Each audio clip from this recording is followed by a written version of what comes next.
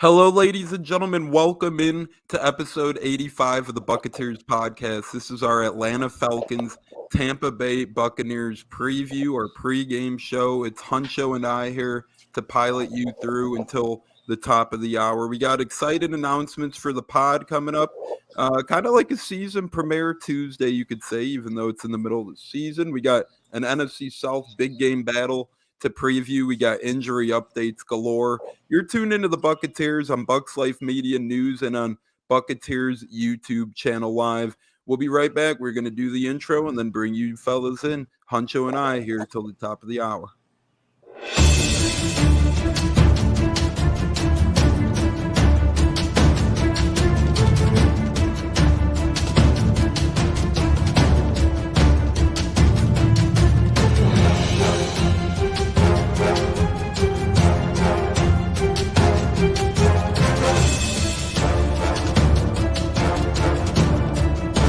Game on Sunday, man. I know you're nervous for the Rams, but you got to be a little enthusiastic after being there. Bro, that game atmosphere was ridiculous. The energy, the electricity.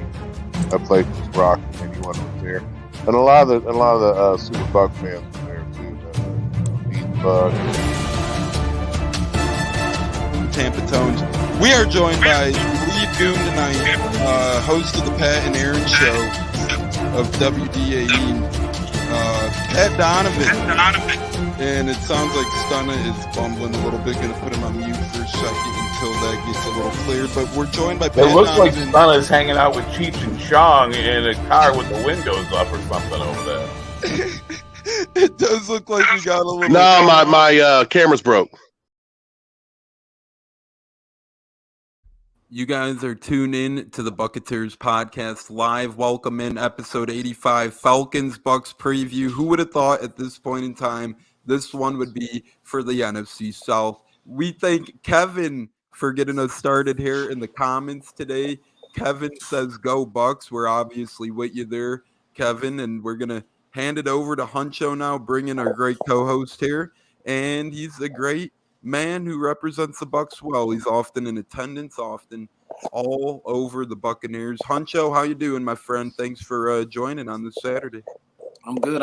What's up, Toms? I'm good. Are you going to the game tomorrow, or are you missing that one? So look, this is the thing about it. So I'm pretty superstitious about it. So I've decided to sit this one out because the last two I've been to, unfortunately, y'all know what happened. We lost. So. And it's just a bunch that comes with that. So I'm just going to see if I could turn the tide, you know what I'm saying, kick it with the fellas at our little bar and see what happens then. Hopefully we have a little better luck. That's what I'm doing, actually, myself. Usually I have a pregame ritual that actually is starting on Saturday and leads into Sunday game day. I'm changing it up already a little bit, too, to try and get things going in a better direction. So I like where he's at there. And Cody will be at the game. So hopefully Cody could bring us some luck as, get people like you, Stunna, and, are at the game all the time. So hopefully a newcomer could get us luck going to the game. But nonetheless, 1:00 Eastern time tomorrow, Atlanta, Tampa. And at this point in time, it's for the South. You got any thoughts about that? How, we're in this I know a lot of people projected us 2-2, maybe not the Falcons though. They're playing some tough football. I mean, they clearly should be probably, what is it? They're 3-1. Mm-hmm. So they should probably be 4-0 probably. Cause I don't see that one loss that they lost to the Saints. It was a sneaky game that they should have had, they should have had that game put away. Same thing with the Saints. I feel like they should definitely have no wins right now, but it is what it is. And yeah, they're coming off. The defense is flying around. Mariota, he gives them a different dynamic with the offense, with the running game, and how he can move around. We just gotta contain him, and I'm pretty sure that we'll have better luck, being that they have Kyle Pitts sidelined and Cordell Patterson is sidelined. So I feel like that's an advantage in our favor. So I think we take full advantage of that. We just gotta slow down Mariota. That's a great point you mentioned, Huncho. Pitts is sideline and Patterson is sideline. If this Falcons team is going to hurt you in any way, shape, or form this year, it's probably, I mean, Pitts has gotten off to a slow start, but nonetheless, he's still their second best weapon. It's going to be one of those two guys coming at you. So the fact that both of them are missing this game, I think that's huge for the Bucs. So I think that's really key there. Like you said, Marcus Mariota presents a little bit of a different game plan in this one. He's that scrambling quarterback. He hasn't really thrown the ball well this year, though, so he's been kind of one-dimensional to this point, but the Bucs have struggled with their scrambling quarterbacks in weeks past, so that's definitely something to look out for there. Are the Bucs going to spy him? Is he going to have their way with them on the ground? How's that one going to go? We'll see. Definitely intrigued in that one. I'm interested to see how the Falcons use their run game now. I mean, the past couple of weeks we have seen the Falcons running back, the rookie running back, Tyler Algier, emerge onto the scene. He was a later round pick for them. He snuck his way into the end zone. And honestly, he's looked pretty dang good this week. Do you have any concerns with stopping Tyler Algier? He is a rookie. So far in the year, he has 26 rushing attempts for 140 yards. That averages 5.3 yards a carry. He's from BYU, 22 years old. So he's a bit of a spring chicken. I did misspeak. He does not actually have a touchdown yet on the season and only 2 receptions, so it doesn't look like he's much of a receiving back either. As Corey Hayes has joined in watching the show. Thanks, Corey. But what do you say about rookie running back Tyler Algier from BYU and the Falcons?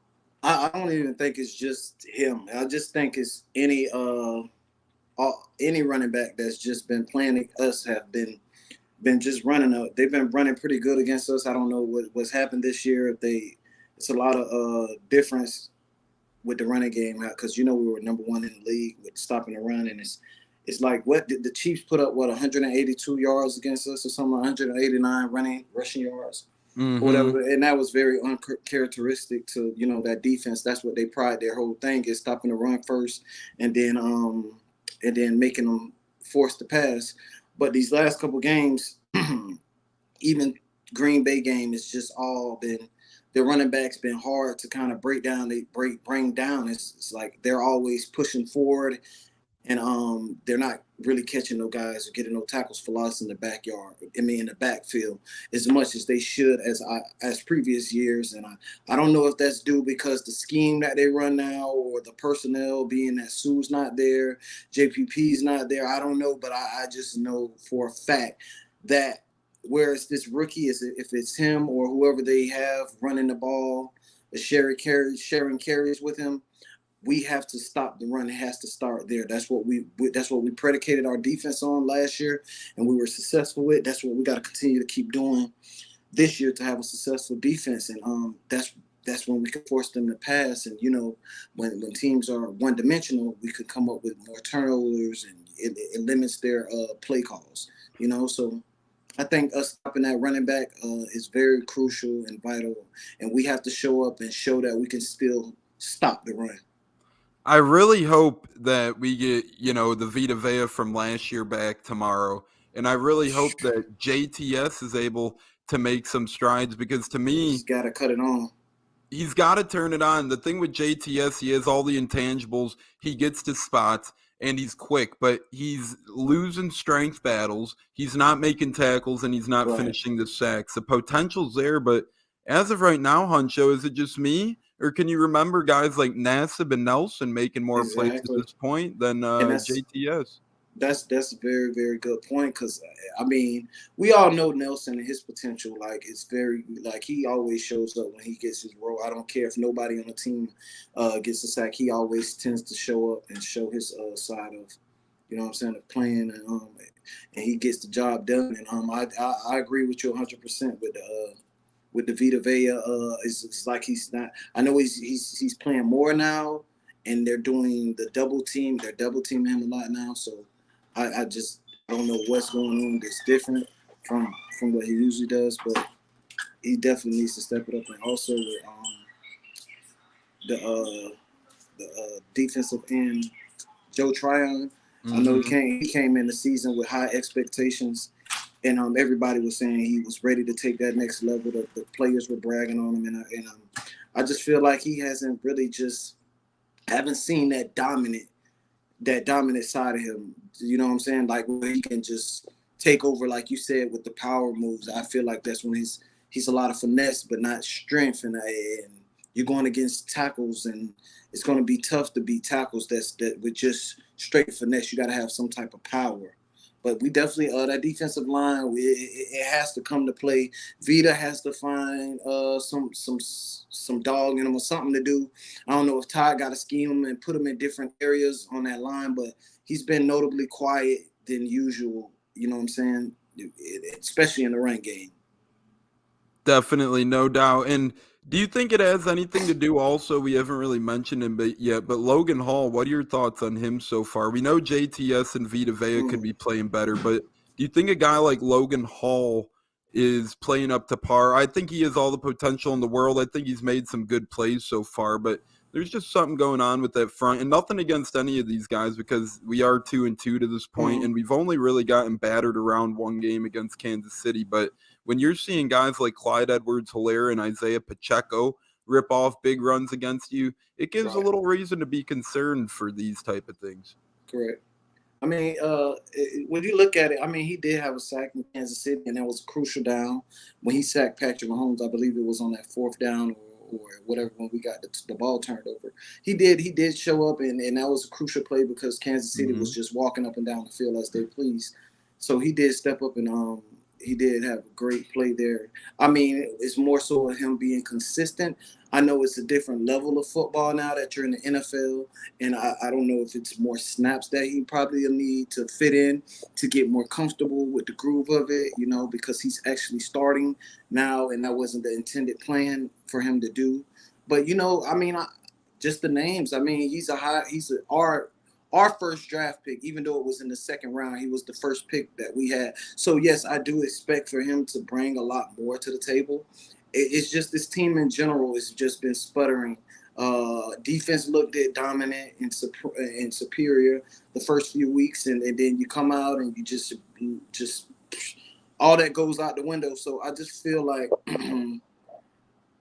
all that just they got a reality check, and I feel like it's just been sputtering. It's not like we're hitting it on all cylinders yet as a football team. So I feel like they're still trying to mesh and trying to figure out what type of team they are and how they're going to play against others. And I don't know if that's Todd's doing with how he's coming in and taking over for the coaching staff and how he's trying to redirect some things. But far as I'm concerned, we gotta start clicking on all cylinders with the starters on offense, defensive line, linebackers been playing decent, corners have been decent. I just feel like Kansas City just came more prepared to play at that moment in time where it was their Super Bowl. You get what I'm saying? It was their Super Bowl, and they had everything that we called up. They had an answer for it. Get what I'm saying? So I was kind of surprised because it was a lot of luck and Patrick Mahomes with his flicks and tricks and magician plays. I don't feel like that's going to happen every week. I don't. So I said all that to say, yes, feel like we should be much further right now, but I feel like we will be much better soon. I think you brought up a lot of good points there. I think we're going to be better soon. It reminds me of the stretch when we won the Super Bowl, when we went, we were at 7-5 at one point in time, and people started hating on us, and, we weren't really playing great, but now all the starters are getting healthy. We're going to collab more. As you said, Logan Hall has showed signs of life. We got one of our regulars in the building tuned into the Buccateers right now. Mike, he was just in Tampa for a couple weeks. He went to the Packers game, I believe. Sorry, Mike. You had a hard-fought battle, a hard-fought loss there, but at least you got to go to Raymond James Stadium and see it all the way from Canada. So hope you had a nice 2 weeks in Tampa, even though you had a hurricane to deal with, a Bucs-Packer game, and all that other stuff. Mike also adds in Bucs run D looked very out of character, hoping for a better result versus Dirty Birds. Yeah, Mike Huncho and I have dug into that already a little bit. We kind of said the same exact thing. You know, it's guys like JTS and Vita Vea that seemingly need to step up a little bit. Even when Akeem Hicks was in there, it's not like he was playing great. Sure, the production might have been better as a totality, but it's not like Akeem Hicks was making too many splash plays. But I believe we will be getting healthier over the coming weeks. If you look at the injury report heading into tomorrow for us against them, they're missing a couple key guys, as Huncho alluded to. They're down Kyle Pitts, they're down Cordero Patterson, and then they're also down one of their big cornerbacks, Isaiah Oliver. So that's huge for the Bucs. Looking out right now, you got Cameron Brate. He is out for this one, so look for Cade Otton to be relied upon tomorrow. Look for Kyle Rudolph to be active, and perhaps Keeft a little bit more in the pass game. Akeem Hicks is ruled out tomorrow. He's still battling foot problems. Logan Ryan is out tomorrow, so safety, who's looked oh so good to this point on the Bucs defense, is out. That's a big loss for them. Look for more Sean Murphy-Bunting perhaps in there tomorrow. Julio Jones and Russell Gage are questionable. Godwin will be there. Godwin will be playing. He'll be back. So very good there. Very good there. Huncho, what says you? You think Julio and Gage are a go tomorrow? I think Julio, he's definitely a go. I don't know, his injury has been lingering. It's been lingering, and that's one of the things I was worried about this year with Julio coming down here to Tampa to play, was his health. A lot of people always, I'm very optimistic because it's my team, and I try to look for the good things about stuff. So I was just hoping that he could have stayed healthy, and just fought through all the little nicks and knacks and just finally just went and did 14 games, you know what I'm saying, full games. But, I guess his body's gotten to that age where it's hard to just keep rolling, and just the little minor things can turn into major things now. But I expect for him to go. But as far as his snap counts and what he will be playing, I'm not sure, because he played last week. We got him for the first half, one catch or so, and we didn't see from him again. So I guess depending on how he feels, then yes. I mean, I would like to see more so Russell Gage out there also, because he's a very playmaker, and I feel like when he actually gets this scheme down with the help of Mike Evans and Chris Godwin taking some of the attention off of him, I feel like he will explode in this offense. And he's a warrior, man, and I know he loves the game. I did my research on him, and I've been watching him since training camp. The man's a warrior. Those the couple weeks that he had to sit down and couldn't play, I mean, I know it killed him. Russell is a competitor, and he definitely wants to be out there. I don't know if they just put him on the list as a precaution, but if he has a 25% chance to go, I'm pretty sure Russ will go. But I don't know. They were just doing their due diligence and putting them on the injury report. But I expect both of them to go. But far as the snap counts, I don't think they will be through the roof. Yeah, I agree with that. I think they'll both suit up. I don't expect him to be full on snap count. Speaking of suit up, Mike says been real quiet on Big Red 66. There is no word. We have 2 words. 23 hours ago, Greg Allman tweeted 0 updates on Ryan Jensen. Expectations is still that if he's able to come back at all this season, it would be in January during the playoffs. So there you have it. And then Jay from Bucs Life News, our great partner, Jay Garrison, adds in waiting on another test. I wouldn't count on him playing this year yet, ... He has 2 partial tears in his knee. So pretty much it seems like it'll be January come playoff time, if anything, for Big Red. Playoffs. Yep, playoffs. Kind of like Vita Vea the year we won the Super Bowl when he went down and out for a while. He came back in that playoffs, and he was critical for those couple games. So we'll see if Ryan Jensen could kind of do the same thing. Yes. Huncho, any words on that? I mean, right for a while, soon after, he had a little brace on his knee for a while, but he's never been fully just out of it, couldn't walk on it. And he's been walking on. I know it's different from walking around and putting pressure on your knee versus actually playing full on sports, football, tackle contact. So, but I mean, if it's a chance, like I've been said before, if he has a chance, I believe he'll come back. I know some rumblings the guy had put on Twitter when he was saying that he could be back by week 5 or whatever. You know what I'm saying? I don't know how true that was. And Greg, like you alluded to, Greg said about him coming back. If he has a chance to come back, it'll be in the playoffs, deep in the playoffs. And Greg is pretty on point with those type of things. So I'll be expecting, if he does come back, to be back in there. But it's a rough game to even come back, to sit back from an injury and recover from, and you're playing center, and every down is contact. You know what I'm saying? Every down is contact, and then you have to get that chemistry back, probably with Tom, and will he get, when he comes back, will he be rusty? It's just a lot with that. I feel like if Hainsey is doing good and he's playing his role and he's looking sharp, and Jensen comes back and it's a couple games that he can possibly play, I wouldn't do it. I wouldn't even risk it. I wouldn't do it for Hainsey. You know what I'm saying?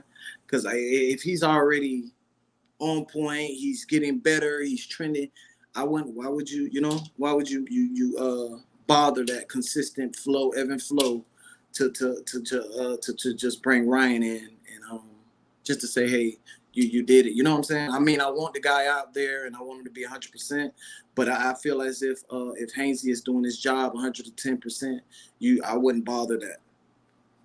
Yeah, I agree with that. You can't rush him back if he's, really truly that hurt. And Jay Garrison agrees with you. He goes, depends on how bad the damage is outside of Ryan's ligaments. I know his injury, but can't say what it is. But I'm going to tell you it's not likely. So there you go. Jay Garrison does say it's not likely. Huncho kind of just gets the same thing. And Hainsey's not honestly playing bad football. It's more the left guard production. Luke Gedeke, but there has been signs of life there. So hopefully he could turn that into something out there, those couple plays of potential, take it a step further. We got a lot of comments to fill in on. Neil is joining us. Hey, Neil, hope all is well this evening. Welcome in to the Buccateers. It's Huncho and Tampa Tones on this fine Saturday.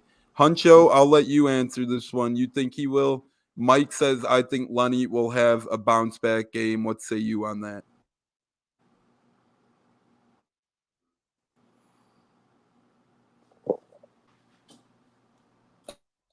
Huncho? Can you hear me? Yeah, I can hear you. Did you hear that question, or did I cut out? Yeah, I heard the question. It was just cutting it out, but I grasped it. I got it. Yeah, for that, I mean, I don't feel like Lenny, I think they just did that in the second half with the Chiefs, as they wanted to give him a break.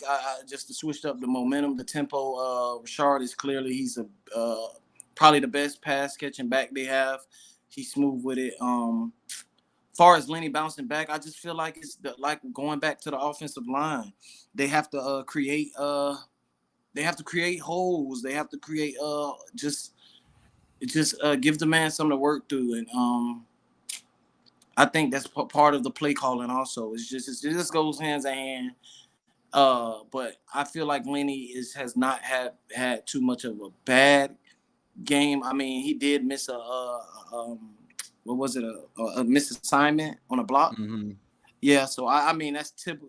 Lenny rarely does that. He usually picks up the man coming in. So I expect for him to have a tremendous game, especially Atlanta. We got Donnie back. He's good to go. Gedeke, Hainsey. I feel like this defensive line. They got what's his name? Grady Jarrett. Jarrett, yep. Yeah, they have him, but I don't see as much dominance as Kansas City line and linebackers. You know what I'm saying?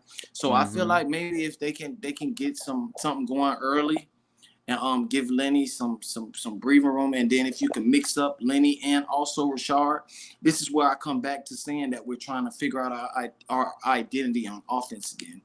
So we don't know if we're gonna just be a straight ground pound or a check down, with the hot hand. We don't know, but I expect for Byron in general to get it together and just call a good game. And I think if he calls a good game, then that would dictate a lot of the ebb and flow of how this offense will be ran. So I expect Lenny to keep doing what he's doing, but I also expect Rashard White to also have a bounce back game also. I agree with that. It's, we still need our offensive identity right now. We need Byron to make some critical play calls and some effective play calls out there. We need this offense to get going. I'm not really worried about Lenny. I do think he has a good game, but as Huncho leaned on a little bit as well, we need to get Rashad White more involved a little bit.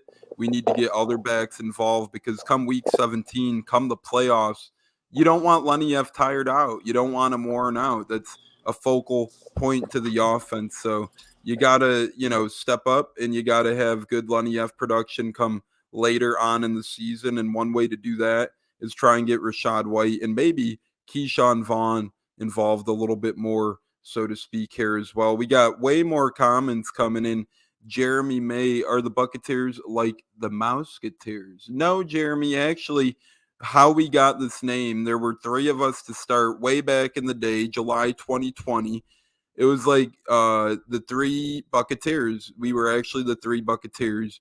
And then they both dropped out of the show. One disappeared completely. One just got busy with other stuff. And then lo and behold, we just changed it to the Buccateers because we have a great crew now and a huge cast now. So we went from the 3 Buccateers. We dropped the 3 part, and now we're just known as the Buccateers. But no, we're not like the Mouseketeers. Actually, for a little bit of time, we were the 3 Buccateers, so we did have an early name change. As a Rays Guardians update for those watching the show who want to pay attention to the Rays, it's 0-0, still on the bottom of the 12th in that barn burner. So Jay says bingo. I think he was alluding to earlier. Jensen talk on that. Mike comments, what is your location, host of the show? Mike, this is the Buccateers here I'm in the Chicagoland area. This is my Buccateers, Bucs little man cave or studio in the Chicagoland area. Huncho is in the Tampa area, so he's local, and I'm more so in the Chicago area right now. You either see me in this location or another Bucs cave, but one way or another, I'm always in Bucs cave. Yeah, so I'm in the Chicagoland area. Hope that clears that up for you. I get that sometimes. Where are you from? It's from Chicago or the area of Chicago. Huncho? He definitely Tampa at heart.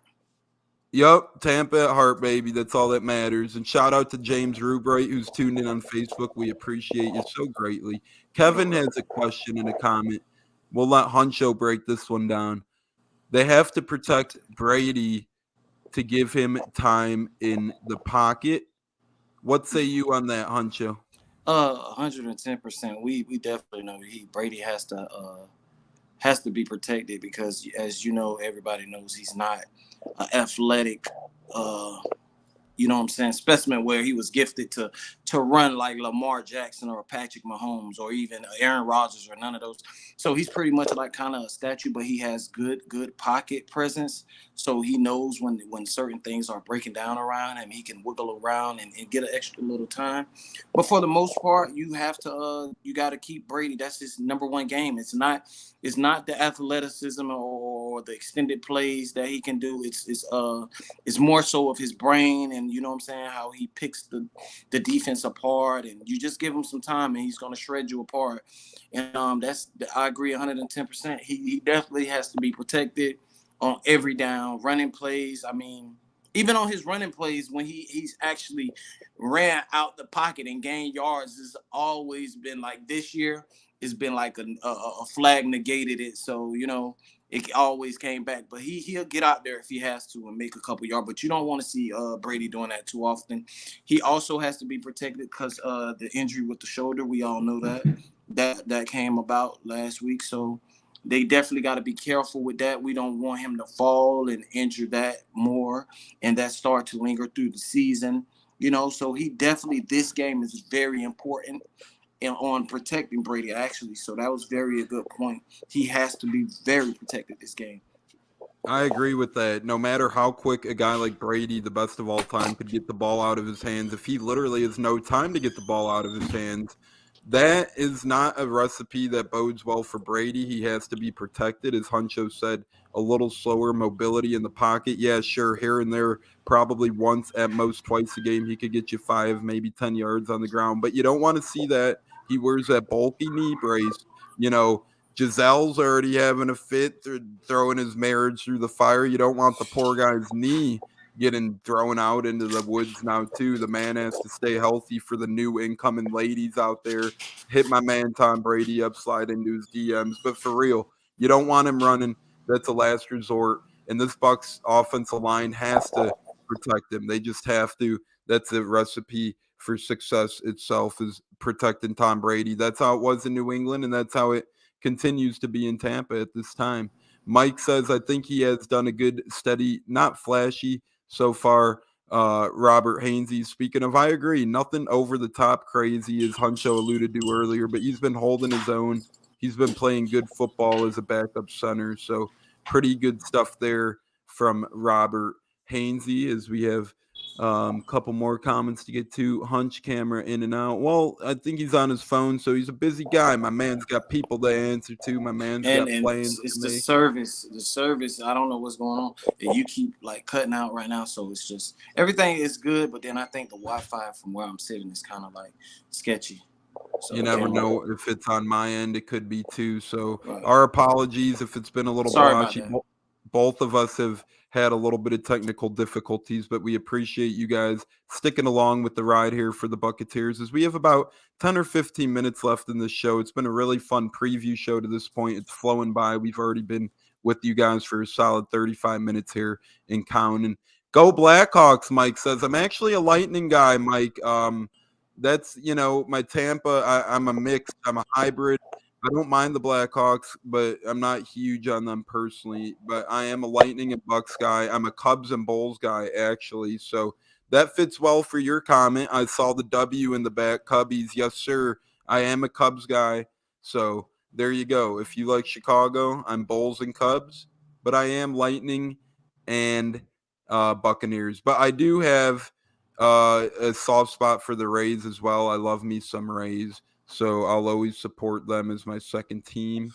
I've been a Hawks fan for 50 years. Yeah, Mike, Hawks are cool, but they toyed around with the local Chicagoans back in the day. They used to black out home games on TV, so it was really hard for kids like us to grow up watching the Blackhawks because they weren't available on TV a lot. They were blacked out a lot. They didn't show them a lot and all that good stuff. So a little hard to like him, and then I got into the Lightning. What's up, Godson? How we doing, Godfather? Always a good evening or a good afternoon when the Godfather tunes into the show. So we got score predictions. We got player of the game predictions coming up, and we got one big thing, walk-off, still to come on the Buccateers as well. So as we dig into it here, Huncho, who is your MVP or player of the game to look out for tomorrow for the Tampa Bay Buccaneers in this one? Are you going with an offensive guy, a defensive guy? Who we looking at? I'm gonna have to say, I would say probably either have to be Devin White or Levante David with watching Mariota. I feel like he's gonna become mobile.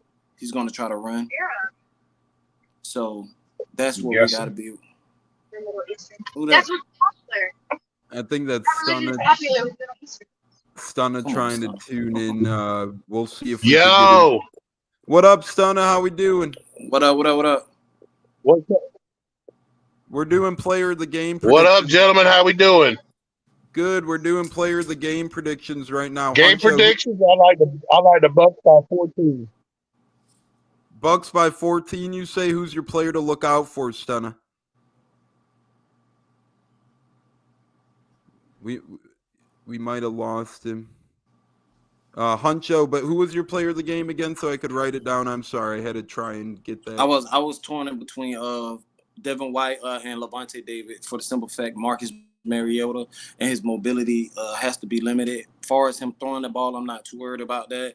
Their defense doesn't really scare me. They have one guy, like I think one of their guys is pretty good. Their front line, okay, I think we can handle that. So I'm just leaning towards Devin White and or Levante David. One of those two got to just be able to keep a spy on Marcus Mariota. That's who. And if we can just stop him hitting his mobility, I'm not confident in his arm to beat us. No.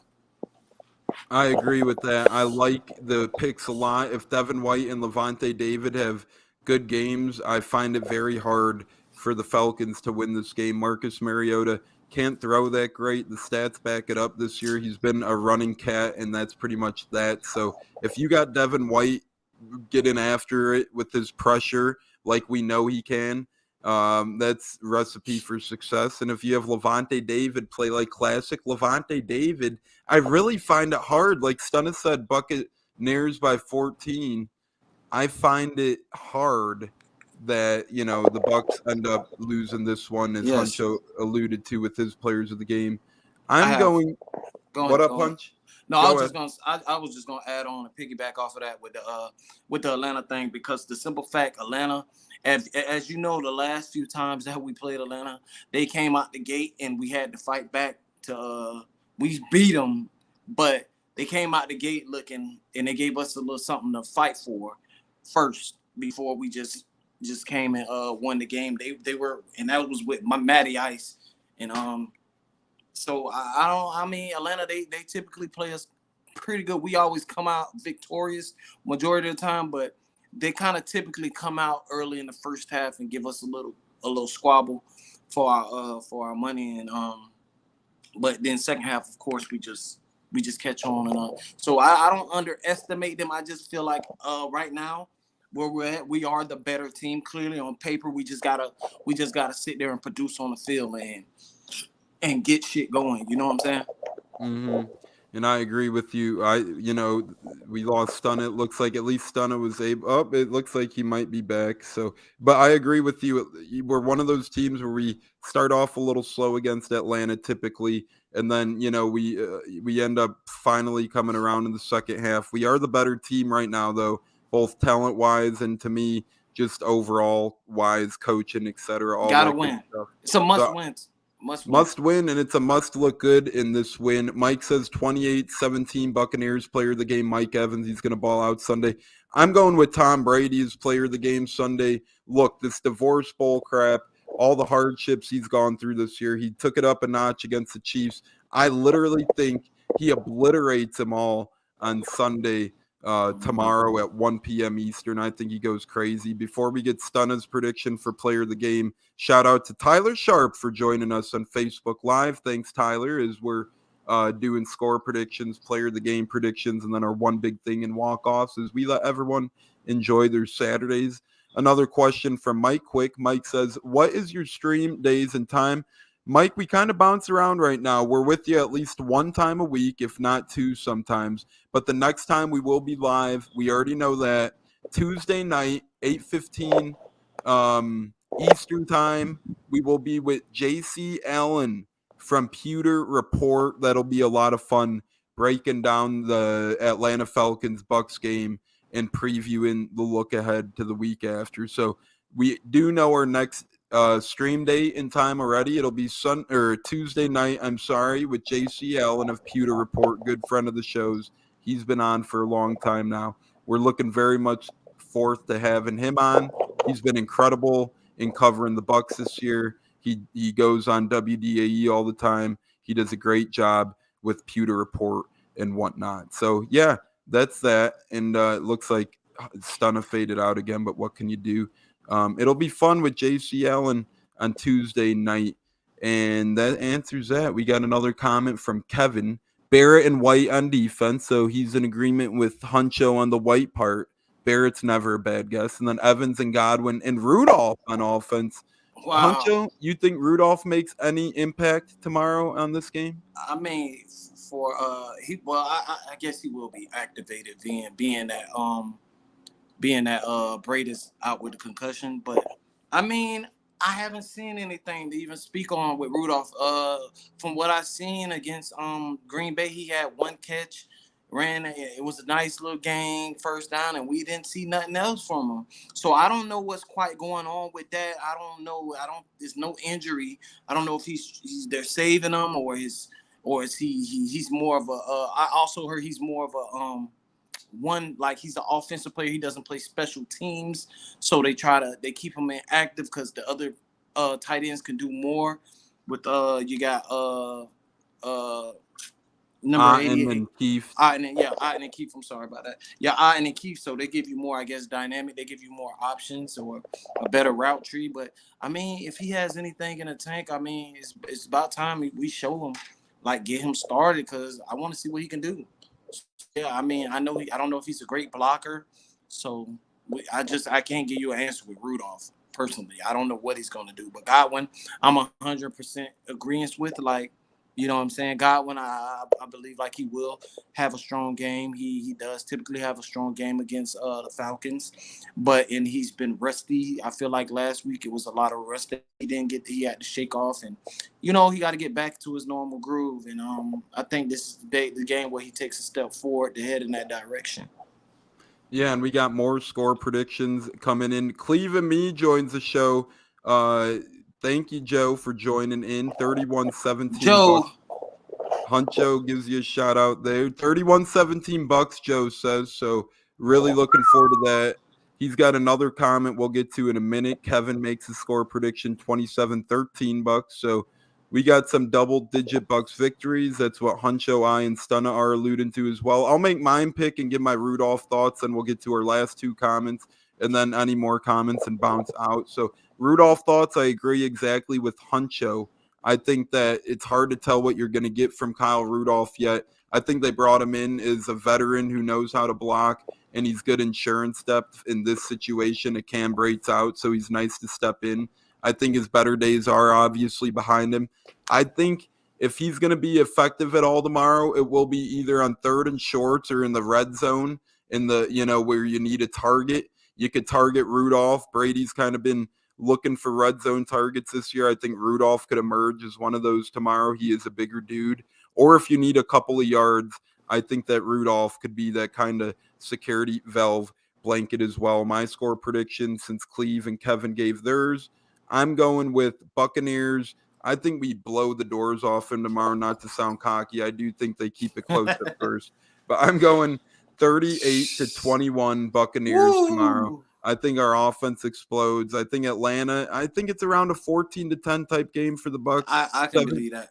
17-10 type game in the second quarter, near and half, and then we just accelerate and we never look back. And I think we, slaughter him and Extreme Rules him. And speaking of Extreme Rules, we do have that WWE pay-per-view tonight. Cleve and me mentions Extreme Rules is tonight. Daniel Cormier from UFC should be involved in that one, so that's kind of cool. Huncho, you got any of your kids interested in wrestling or anything like that? I mean, yeah, but not sort of. They just, it's more so the PS5 and the 2K and all that.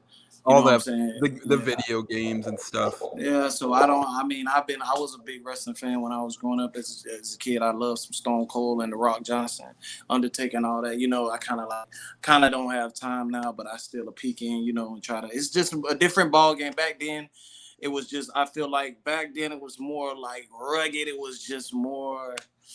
Now it's a TV show, it's a TV show, and I don't know. I mean, hey, I have nothing against it, but I just don't know too much about it now. I don't know the characters. It's so many now. To keep up with, and different titles and different wrestling events and matches that they make up, and it's just so much. And then it's like Rob Gronkowski, he was the champ. Now I think they got the boxer, the one boxing guy trying to do something now. Yeah, Tyson Fury does some stuff. Paul. Oh, Logan Paul. Yep, he does some stuff as well. He's been in the thick of things. Bad Bunny's been in some of it. So, it's been all over the place with that. It's never a dull moment. Couple more comments here as we're swerving through the Buccateers. Yeah, but Extreme Rules tonight for those of you who need something to watch, or those of you who need to tune into something, maybe not college football guys or the like of that. You do have Extreme Rules there. Neil says Vita needs to step up. Yes, he certainly does. We alluded to that earlier.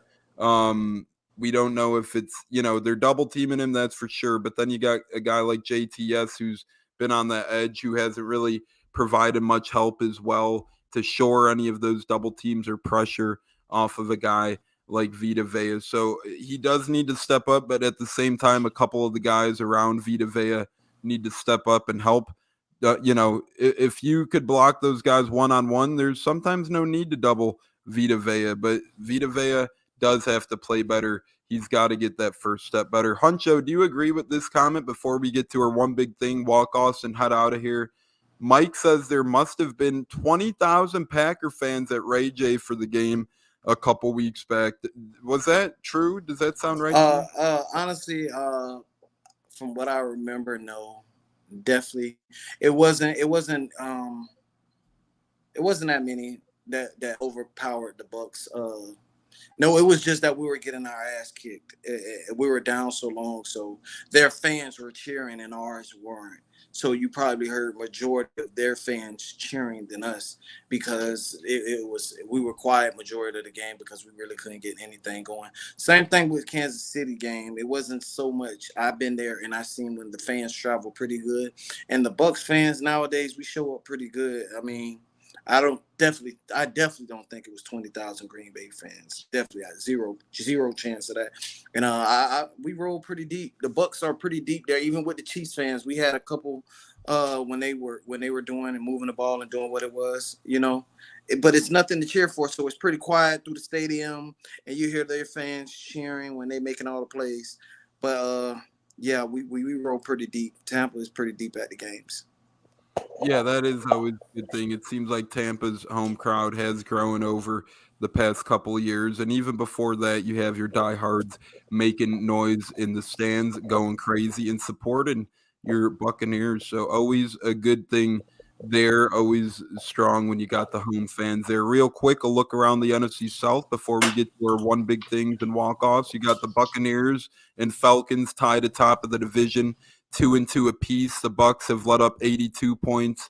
The Bucs have scored 82 points and let up 68 to this point. The Falcons have scored 103 and let up 101. And then on the bottom half of that division, you have Panthers and Saints at 1-3 apiece, and their numbers are similar. Panthers are coming in scoring 78 for and allowing 85 against.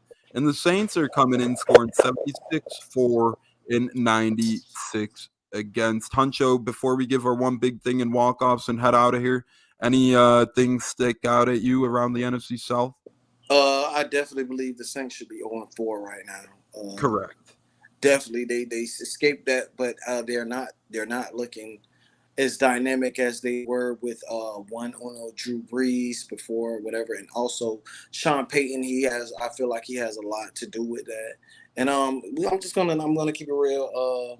Jameis Winston's going to be Jameis Winston. Andy Dalton, he's stepping up. I mean, he's stepping in for Winston, but it's not going to be too much of a difference. I don't see he's not going to, I don't feel like it's just some great hope that's going to start happening now that he's starting.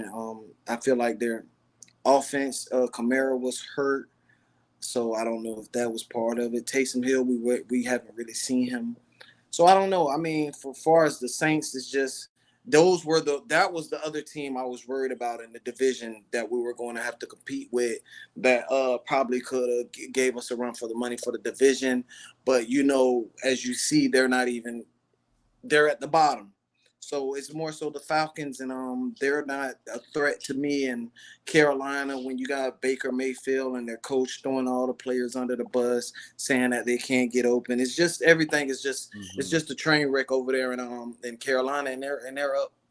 But there's a lot of football still to be played. But right now, I just feel like when we do get our stride going, we're going to be a hell of a team, and it's going to take a lot to beat us when we go to clicking on all cylinders. I agree with that completely. The bottom of the division looking flat. Saints should be 0-4, and then you got Carolina should be 1-3 If not 0-4, Matt Rule is probably going to lose his job shortly there. Baker Mayfield is not playing great. But if we take care of our business, to me, the Bucs should win this division by at least 3 games. So no reason why we shouldn't. As we head out into the sunset here, we got only a couple or one section left, one big thing and walk off. Then we're out of here on this fine Saturday. We've almost been at it for an hour now. It's been incredibly fun to this point. Huncho, what's your one big thing and walk off for tomorrow's game for the Buccaneers? And Mike says bottom of the 12th minute, second no outs for Tampa Bay Cleveland. Come on, Tampa, hold them, damn it. Huncho, what's your one big I'm gonna say this because I didn't get my score prediction. So yeah. Sorry about that. What's your score prediction? 28-3. So, 28-3. Yay! So I'm gonna go with 28-3 on that. And one big thing. I mean, we gotta have. I want to see. Not even the plays. I just want to see good Byron Leftwich. I want to circle Byron Leftwich and Todd Bowles, the offensive, defensive play calling. That's what I want to see. Especially Byron with the first down runs. I got to see more. You know what I'm saying? I want to see more and more creativity on first downs and we get our passing down the field a little more. I want to see some open receivers, man. That's my big thing to look for with the offense and Byron play calling. Yeah, do you think we see any more? You think we see any more this week? How do I put it? Any more stagnant start out of the Bucs defense this week? Do you think that they find a way to fix the slow start, kind of? As we'll get Huncho back here. Mike says, see you Tuesday, boys. Go Bucs. Thank you so much, Mike. It's been an honor, my friend. But, yeah, it's as we lost Huncho now, and we're going to head out of here in a minute. I'm just going to give my walk-off and outro. Mike, see you Tuesday with J.C. Allen right here on the Buccateers. J.C. Allen from Pewter Report will be joining the show on Tuesday at 8:15 Eastern Time. That's going to be incredible. J.C. Allen's a great friend of the show's, one of the best covers in the business for the Buccaneers. He's an ascending guy who covers the Bucs greatly. You could listen to him often on WDAE. He's on the Pat and Aaron show. He's on the Ronnie and T Crash show. He's on Beckles and Retcher. He does it all. I love J.C. Allen. I'm looking forward to having him back on Tuesday night. Pick his brain, hopefully about a W, damn it. I can't take any more of these post-game losses, so that's why we skipped a couple days, but now we were back in the fold. My one big thing or walk-off tomorrow is this.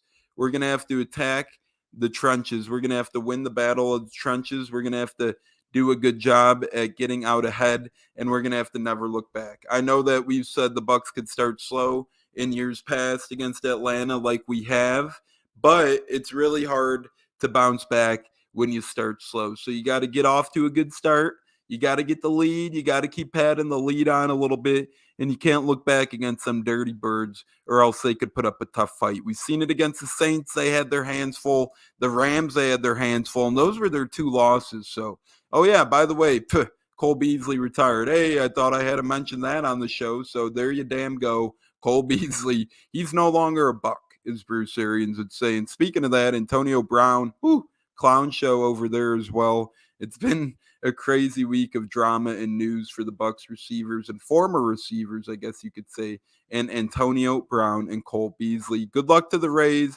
They're combating battle in the bottom of the 12th right now against the Guardians, so hopefully the Rays can come out on top there, and hopefully the Bucs could come out on top tomorrow at Raymond James Stadium, 1 o'clock Eastern Time, as they take on the Atlanta Falcons for the division lead in the NFC South. It's been Tampa Tones, Huncho, and a sliver of Stunna. We had a great chat today. Neil, Cleve, and me, Kevin, Mike, Jay, and so many more joining in the Buccateers. It's been such a great evening.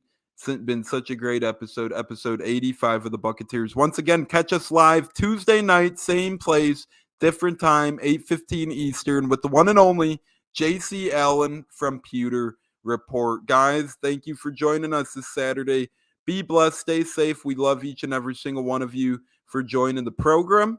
as Jay Retcher would say, program. And as always, go Bucs, fire the damn cannons. Let's get that damn W tomorrow, and let's never look back on the season. Our time is now. Go Bucs, fire the damn cannons. On behalf of Tampa Tones, Huncho, Stunna, and Bucs Life News on Facebook, Buccateers Podcast on YouTube. You could catch the instant replay in a little bit on Google, Apple, Spotify, and so much more. This has been a beautiful episode of the Buccateers. Stay blessed.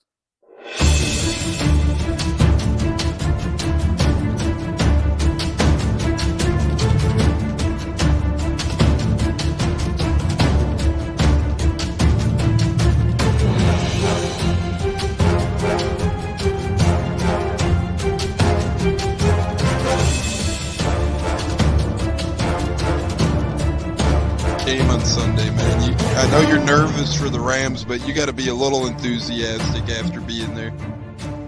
Bro, that game atmosphere was ridiculous. The energy, the electricity.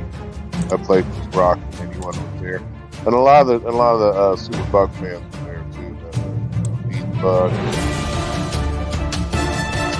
Tampa Tones. We are joined by lead goon tonight, host of the Pat and Aaron Show of WDAE, Pat Donovan. And it sounds like Stunna is bumbling a little bit. Going to put him on mute for a second until that gets a little cleared. But we're joined by Pat It looks like Donovan. Stunna's hanging out with Cheech and Chong in a car with the windows up or something over there. It does look like we got a little. No, my camera's broke.